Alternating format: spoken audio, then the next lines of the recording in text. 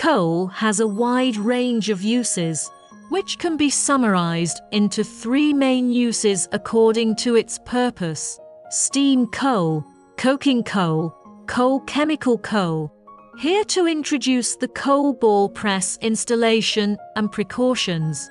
Coal ball press mixer in production, if there is a clutch slip, can loosen the 3-jaw frame fixed wire adjustment according to the output to adjust the angle of the biaxial mixing blade to ensure the host material. If you need to add auxiliary materials, you can add coal ball press conveyor on the mixer.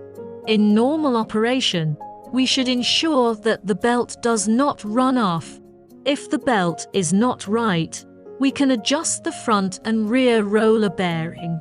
To close the top wire, coal ball press feed machine before work, first start the machine to adjust the tightness of the belt, control the belt does not run off, and then according to the production of the molding machine to adjust the size of the gate, so that the supply amount is not much.